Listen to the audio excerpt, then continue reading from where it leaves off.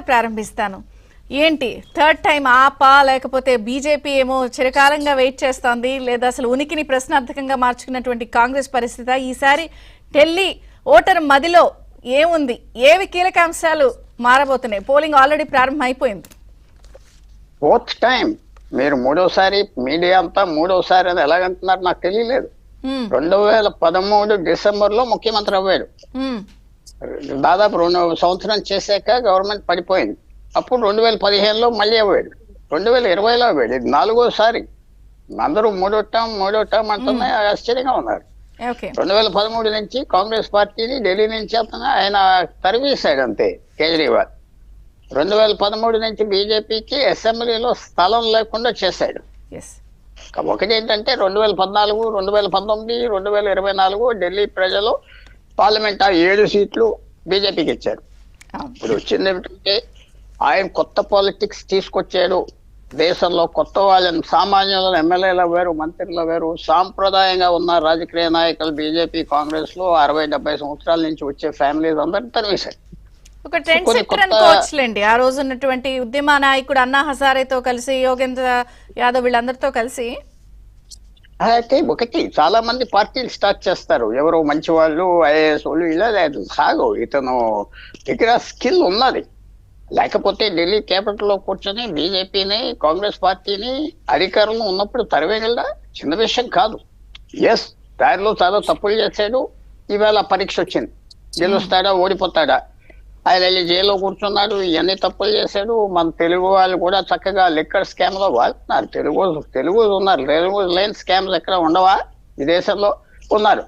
దానికి వెళ్ళి జైల్లో కూర్చున్నాడు. సో పెద్ద పరీక్ష ఇవాళ ఫేస్ చేస్తున్నాడు. సామాన్యమైన వ్యక్తి కాదు, చాలా ఇంటెలిజెంట్ మ్యాన్. కానీ అధికారంలోకి వచ్చాక మరి మిగతా అలవాట్లు, మిగతా ప్రాబ్లమ్స్ అన్ని వచ్చేస్తాయి. ఈగో ప్రాబ్లమ్స్ వస్తాయి, పరిపాలన సరిగా చాలా ప్రాబ్లమ్స్ వచ్చేసినాయి. ఇప్పుడు ముఖ్యంగా ఏమిటంటే కేజ్రీవాల్ దేశాన్ని కొంతవరకు కాంగ్రెస్ పార్టీ, బీజేపీ కాకుండా ఆయన డామినేట్ చేశారు. ఒకే ఒక ప్రాంతీయ పార్టీ 2 రాష్ట్రాల్లో పరిపాలించడం భారతదేశం చరిత్రలో లేదు. పంజాబ్ అండ్ ఢిల్లీ. అలాంటి వ్యక్తి ఈ గత 4 సంవత్సరాలు కొద్దిగా తగ్గిపోయాడు. మరి ఎన్ని ఫ్లాస్, లోపాలు కనపడిని అని బయటకు వచ్చినాయి. అలాంటి పరిస్థితిలో ఈవేళ జరిగే ఎలక్షన్ లో ఆయన ఎక్స్పెరిమెంట్ బంద్ అయిపోయిందా, ఫినిష్ అయిపోయిందా? కేజ్రీవాల్ ఈవేళ ఓడిపోతే మళ్ళీ వచ్చేది ఇంపాసిబుల్. ఆయన పంజాబ్ ప్రభుత్వం కూడా పడిపోతుంది. ఎందుకంటే ఇంకా ఈయనే పోయాడు అని పడిపోతారు ఆ గవర్నమెంట్ మీద అవన్నీ. సో ఈవేళ కీలకమైన ఇష్యూ ఏంటంటే కేజ్రీవాల్ ఫ్యూచర్ ఎలాగుండదా, అలాంటి పాలిటిక్స్ కి స్థలం ఉన్నదా లేదా? ఈవేళ నార్త్ ఇండియాలో ఆయన ఒక్కడే ఈ 2 పార్టీలకి వ్యతిరేకిస్తున్నాడు. ఫ్రాంక్గా చెప్పాలంటే హర్యానా చూసుకోండి, లేకపోతే మధ్యప్రదేశ్, రాజస్థాన్, ఛత్తీస్గఢ్, ఉత్తరాఖండ్, హిమాచల్ అంతా కాంగ్రెస్, బీజేపీ ఎక్కువ డామినేట్ చేసే చోట ఈయన ఒక్కడే ఉన్నాడు. సో ఇది చాలా కీలకమైన రోజు మన పాలిటిక్స్ కి. ఈవేళ ఆయన పరిస్థితి ఎలాగొచ్చిందంటే ఓడిపోతాడా? ఎందుకంటే ఇంకోటి కూడా మనం మర్చిపోకూడదు, అతని మీద ఫుల్ ఫోర్స్ ప్రొపగండా. 2 పార్టీలు, మేజర్ పార్టీలు కరప్ట్ కరప్ట్ కరప్ట్ కరప్ట్. ఇంక 24 గంటల్లో మీరు ఎక్కడ చూసినా పెట్టారు. ఒక గోబెల్సియన్ ప్రొపగండా లాగా పెట్టారు. ఆయన తట్టుకోలేకపోతున్నాడు అనుకుంటున్నాను నేను. ఎందుకంటే తట్టుకునే వ్యక్తులు ఆయన చుట్టూరా లేరు, ఇంకా బలం కూడా తగ్గిపోయింది. సో ఇవాళ చాలా కీలక ఎలక్షన్. ఆయన ఓడిపోతాడా, గెలుస్తాడా, 1 గంట 2 గంటలు ట్రెండ్ తెలిసిపోతుంది. ఎందుకంటే మెయిన్ థింగ్ ఏమిటంటే లేబర్ ఎక్కువ ఆయన చేసిన. మధ్య తరగతి వాళ్ళు మీరు చెప్పినట్టుగా 50% ఉన్నారు ఢిల్లీలో. వ్యవసాయ కూలీలు లేరు, వ్యవసాయం లేదు. ఇది ఒకే ఒక రాష్ట్రం, అసలు వ్యవసాయానికి సంబంధించిన వాళ్ళు ఎవరు లేరు. Marginal 1 or 2%. మధ్య తరగతి వాళ్ళు ఆయనకి వేసేవారు ఓటు, బీజేపీకి వేసేవారు. మళ్ళీ ఆయనకి వేసారు, బీజేపీకి వేశారు. 3 సార్లు చేశారు. ఈసారి చేస్తారా? ఈసారి బీజేపీతో ఉండిపోతారా? ప్రధానమంత్రి 4-5 పబ్లిక్ మీటింగ్స్ అడ్రస్ చేసేది చిన్న రాష్ట్రంలోను. ఇంకా హోమ్ మినిస్టర్ గారు చెప్పక్కర్లేదు, మిగతా మంత్రులు తిరిగారు, చేశారు, తీసుకుంది కదా. ఇటు తెలుగు రాష్ట్రాల నుంచి కూడా ఇటు కాంగ్రెస్ తరపున రేవంత్ గారు వచ్చారు, ఇటు ఏపీ సీఎం చంద్రబాబు గారు వెళ్ళారు. అది నేను ఇందాక చెప్పిన మాటే స్టాండర్డ్. ఏ నాయకుడు, ప్రాంతీయ నాయకుడికి ఇంకో రాష్ట్రంలో పలుకుబడి ఎక్కడున్నది? ఎక్సెప్ట్ కేజ్రీవాల్. కేజ్రీవాల్ ఒక్కడే 2 రాష్ట్రాలు సాధించాడు. వస్తారు, చెప్తారు, బాగా ఉన్నది, అది పబ్లిసిటీ వస్తుంది, అదే దానివల్ల కాదు. ప్రజలు ఆల్రెడీ నిర్ణయం చేసుకున్నారు. మధ్య తరగతి వాళ్ళు కీ ఈవేళ ఆ 52% కేజ్రీవాల్కి ఒక ఛాన్స్ ఇద్దాం. ఎందుకంటే బీజేపీ నరేంద్ర మోడీ వచ్చి మన ఎదురుగా కూర్చోడు కదా ముఖ్యమంత్రిగా, అందువల్ల ఆయనకి ఇద్దామంటే గెలుస్తారు, లేకపోతే వాషౌట్ అయిపోతాడు. ఈవేళ మధ్యతరగతి వాళ్ళు కనుక అంటే జస్ట్ వీళ్ళు అనౌన్స్ చేసిన స్కీములు పథకాలు ఉచితాలు చూస్తారా ప్రజలు, లేదా మునుపటి పాలనని బ్యారీజ్ వేసుకుని చూస్తారా, లేకపోతే ఏవి ప్రభావితం చేయొచ్చు అంటారు? ఒకటి అందరూ ఫీలింగ్ ఏంటంటే కేజ్రీవాల్ అతను ఇచ్చిన ఫ్రీ గురించే గెలిచాడు, ఫ్రీలు ఉచితాలు అంటే మరి మధ్యతరగతి వాళ్ళకి ఏం ఫ్రీ ఇచ్చాడు? ఏం ఇవ్వలేదు.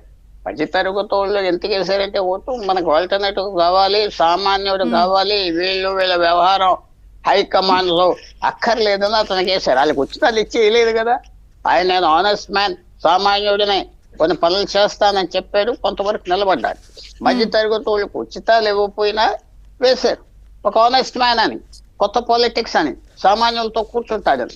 అది పోతే పోలేరు. ఉచితాలు వర్షం కురిపించారు బీజేపీ అంటే, మీరు ఉచితాలు వర్షాలు కురిపించలేదా? ఆంధ్ర, తెలంగాణలో, తమిళనాడులో ఎందుకు ఓడిపోయారు ప్రభుత్వాలు? ఉచితాలు కొంతవరకు రుచిగా ఉంటాయి. తర్వాత వాళ్ళు చూసేది క్యారెక్టర్, మనిషి ఏంటి. ప్రతి ఎలక్షన్ లో ఆఖరికి వచ్చేటప్పుడు మనిషి ఏంటి ఉండాలో, వాడు పోవాలా, పొగరమోతోడు అవ్వాడా, కరప్ట్ అవ్వాడా, ఇవన్నీ వస్తాయి.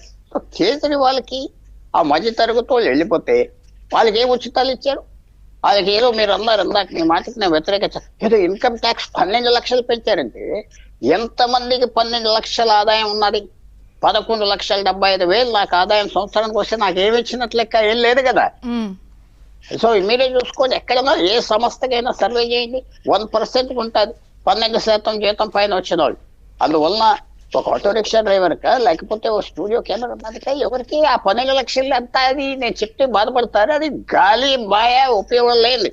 ఎవరికో 12 లక్షలు వచ్చింది లక్కీ ఫెలో అంటే నాకు రాలేదు కదా. సో అయ్యింది కాదు. మధ్యతరగతి వాళ్ళు ఈసారి బీజేపీ ఏమంటున్నారు, మాకు 30 సంవత్సరాల మధ్య ఛాన్స్ ఇవ్వలేదు, ఒకసారి ఇవ్వండి.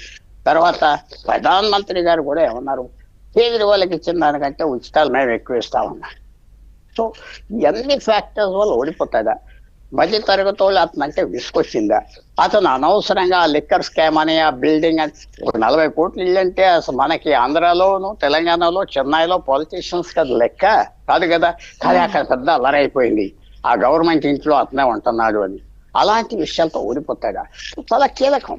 ఇవాళ సాయంకాలానికి పాలిటిక్స్ మారిపోతుంది. తర్వాత లాస్ట్ పాయింట్ ఏంటంటే, ఈవేళ కేజ్రీవాల్ ఓడిపోతే బీజేపీకి వచ్చే లాభం ఏం లేదు. ఏదో చిన్న రాష్ట్రం వస్తుంది, నరేంద్ర మోడీ గారు గాలి వచ్చిందని చెప్పుకోండి. కాంగ్రెస్ పార్టీకి విశేషమైన లాభం కేజ్రీవాల్ ఓడిపోతే. ఇంకెందుకంటే అతనే మెయిన్ రైవల్. ఇవాళ కాంగ్రెస్ పార్టీకి ఇండియా అలయన్స్ లో పంజాబ్ లో వాళ్ళ ప్రభుత్వాన్ని తీశాడు, ఢిల్లీలో వాళ్ళ ప్రభుత్వం తీశాడు. ఆనందపడేది కాంగ్రెస్. ఏదో బీజేపీకి కూడా మేము ఇంకో రాష్ట్రం గెలిచాం, మా పాపులారిటీ వచ్చింది అది చెప్పుకునే వరకే. Right, thank you. ఒక బ్రేక్ తీసుకుందాం. బ్రేక్ తర్వాత మనం